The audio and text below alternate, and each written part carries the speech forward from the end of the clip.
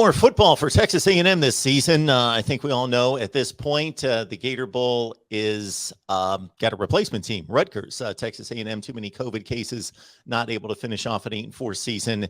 Now we look forward to 2022, which is rather bright. We got Andrew Hattersley on the line from Gig'em 247 Sports, as we always do, to talk up the Aggies. Andrew, merry belated Christmas and Happy New Year. It's great to see you, and thanks so much for showing up.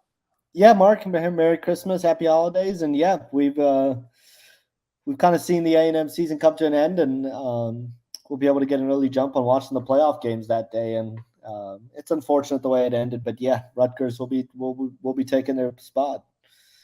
Yeah, I was looking forward to a good SEC team taking on a team that advanced to the ACC championship with one of the best quarterbacks in the country in Sam Hartman. But it's going to be a rather unusual New Year's Day Gator Bowl game with a 5-7 Rutgers team, but at least it's a football game that's going to be played. And I'm sure their story's rather interesting as well, as they've had less than a week to prepare and shake the cobwebs to get ready for Wake Forest. But back to A&M.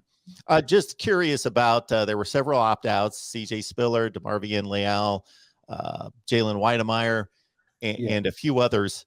And then the quarterback situation was Zach Calzada going into the transfer portal, being injured. What was the situation there? Yeah, the expectation was that Blake Boast, who's a walk-on from an in-state walk-on, was going to start the game and was going to get his first career start, which was going to be awesome for him. The A&M staff has a lot of belief in him and was excited for him to get the opportunity. I think for Zach Calzada, he's battled through a lot of injuries this year, and the shoulder and the knee, and the shoulder bugged him on a couple of occasions. He was going to likely not be able to play in the bowl anyway, and Haynes King wasn't going to be ready to go coming off of his ankle injury. But these bowl practices would have been a good opportunity for him to get back in the flow. I think the A&M staff just didn't feel like it was going to be prudent or smart to throw him back out there in a bowl game when his last game action came really in September when they played Colorado. So it was going to be Blake Boast's opportunity, and then there was going to be a lot of younger players. There was a lot of opt-outs. There was a lot of guys that weren't going to be available. And so it was going to be kind of an opportunity to look at the next crop of players and next young group. But the quarterback situation was definitely an interesting one. Obviously, with Max Johnson coming in, he wasn't going to play in the game, and so it was going to be Blake Boast's opportunity. Got Andrew Hattersley on the line, Gig'em 247 Sports, breaking down Texas A&M football. And even though there's not a Gator Bowl game for the Aggies, so much to talk about with this team that's rounding up the #1 recruiting class in all of college football. And we won't necessarily address, I'm sure, Andrew, you heard this about 50,000 times more than I did with all the message boards and so forth, even though most of it's pro-Aggie feedback that you get. But I heard, of course, the number of criticisms that come with not being able to play a game because of the COVID cases, that they didn't want to play. They didn't have a quarterback.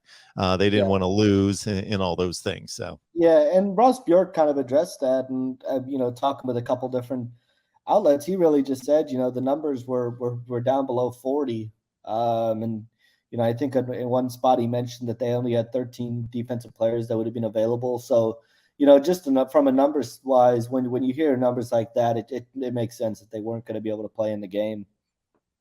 Absolutely. So now we get to recruiting, which has been just ridiculously good, and the additions are coming. So after the last time we talked to you, Denver Harris, the great cornerback, he signed. So let's start with him, just in regards to your profile on Mr. Harris. Yeah, so I actually had the chance to watch Denver Harris the day that he committed and signed with A&M.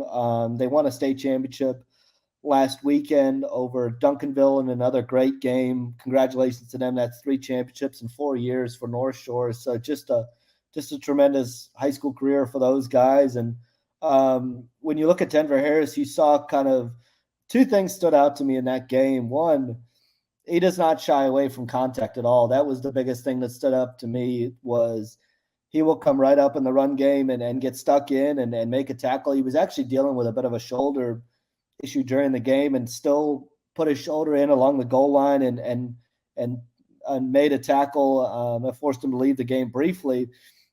But it just showed the physicality that he plays with, and really he's just a guy that does not shy away from contact at all. And you also see him up at the line of scrimmage, very physical, jamming receivers and throwing them off their routes. And so, and then they moved him to safety in the second half because they were having problems stopping Duncanville in the run game, and so moved him to safety and had him kind of play up in the box a little bit more. And so you just saw kind of the versatility that he has.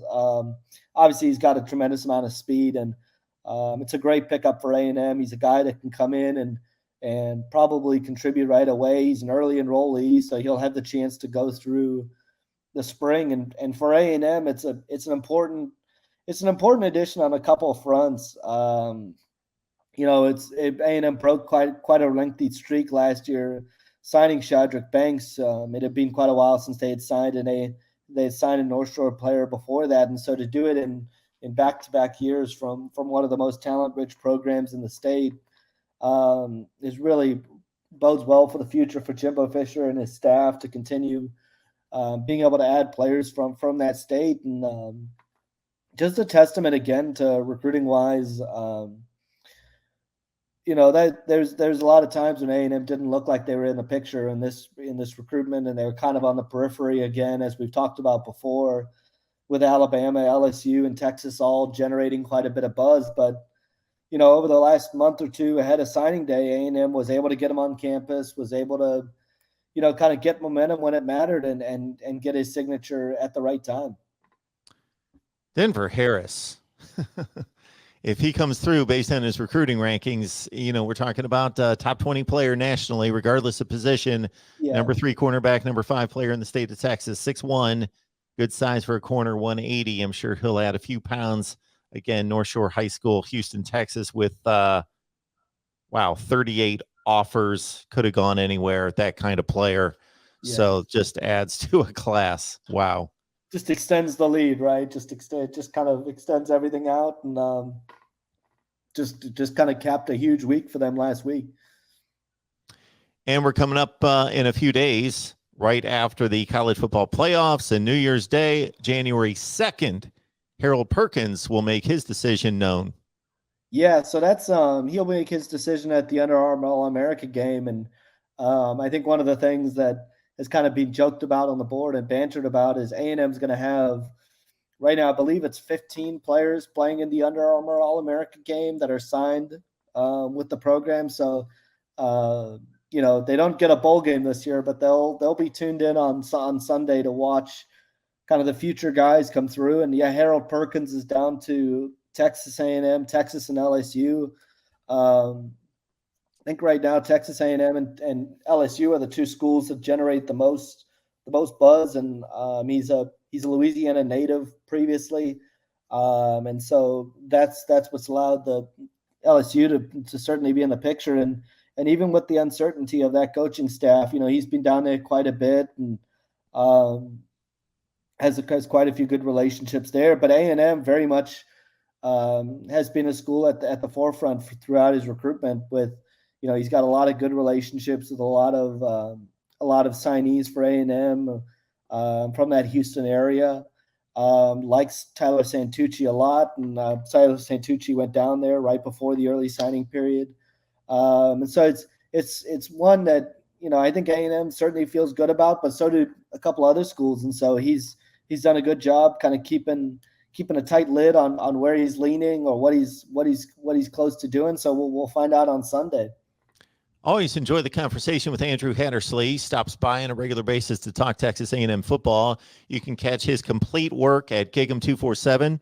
The rest of the staff there, the 247 Sports brand, so it's the very best. And so head on over there to catch up with Andrew's work and everybody else there at Gig 'em 247 and this number 1 rated recruiting class that just seems to get better and better and better. So Harold Perkins is the number 1 rated linebacker in the country. Yeah, he'd be that would be quite the addition, and would actually, with they've got really two primary targets left of Shamar Stewart and Harold Perkins, and either of those two guys would help A&M set the record for the highest recruiting class in 24/7 sports history, breaking Alabama's record last year. And so A&M's definitely within striking distance, and either of those two commitments would push them over the edge. Something else. All right, Andrew, when we look at the next few months, and obviously these guys are going to get together sometime after they enroll and everybody gets back in class sometime in mid-January. They'll start their winter workouts and so forth. What is the buzz surrounding the transfer portal in regards to positions of need? What are the most likely positions that could be targeted? I think the one position that kind of looms large for A&M right now is offensive tackle. And if I had to guess, that'll be the one that they look hard at. They could look to add another wide receiver potentially to that room and try to boost the talent there. But offensive tackle kind of sticks out as the one need of that remains. Well, I mean, they've signed a tremendous class, and there's obviously a lot of guys there, but they missed out on Calvin Banks, who signed with Texas. I've already offered a couple guys in the transfer portal at offensive tackle, so that would probably be the one position I think they'll look to address if they were to go further into the transfer portal. So, Andrew, if we include the kicker, we've got 18 signees in this class before Perkins, before possibly Stewart, that are in the top 10 in their position. It's just a crazy class. It's one of the greatest classes, as you just mentioned, that's been assembled. The guys have to get on the field and prove it, but of course, in regards to potential. Yeah, and I think there's a lot of guys that when A&M's having to replace guys like DeMarvin Leal and Jalen Weidemeyer and Kenyon Green. So there's going to be opportunities, and even you look at a guy like Evan Stewart when they try to add a bit of a boost to that receiver room. Walter Nolan, and there's just a lot of guys that strike you as guys that could come in and compete early on for playing time. And it's just it's a tremendous job by the staff addressing a bunch of needs. You know what we didn't talk about since last time was I don't think they had gotten Max Johnson yet. Yeah. If I'll just throw something out about him, if that's okay. Andrew Heddersley on the line, Gig'em 247 Sports, breaking down Texas A&M, and of course the Aggies not able to play in the Gator Bowl against Wake Forest. That'll be the Demon Deacons against Rutgers, but looking forward to adding on to this outstanding recruiting class. And also the big news over the last couple of weeks has been Max Johnson, the LSU transfer portal guy who has decided to come to College Station. So we got a quarterback here, 27 touchdowns, 6 picks, and just the lay of the land of college football these days, that he throws the game-winning touchdown against Texas A&M, leads a great drive to close out the game in Death Valley for LSU. Big win, just in regards to a rivalry game, and close out the season, get LSU to a bowl game, and then boom, he's off to Texas A&M. Like 3 weeks later, he's off. Yeah, he's off to Texas A&M, and he's in the building. You're right. It's just amazing the way things work, and I think you're going to see it more often.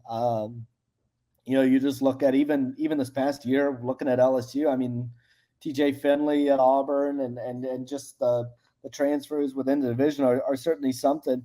When it comes to Max Johnson for A&M, I mean, a guy that's certainly accurate. Did a good job protecting the ball last year. Maybe holds it a little long at times. But the biggest thing he gives A&M is experience playing in the SEC.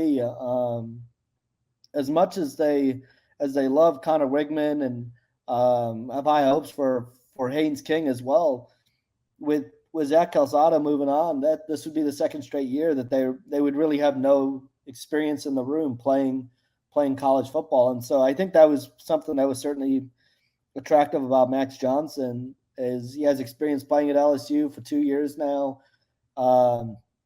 Haynes King obviously just has one start under his belt and got hurt against Colorado, and so it's still limited experience wise. And it's going to be a really fun battle to watch throughout the spring. I think it's going to be very similar to last year. You're not going to see a guy named the starter after the spring. You could see maybe, a separation on the depth chart, but otherwise, I think you're going to see them listed as or throughout, the summer into the fall, and it's going to be a fun battle to watch, and it certainly raises the floor in that quarterback room, and you've got three really good options in there, and I think A&M's certainly hoping to build off of that next year.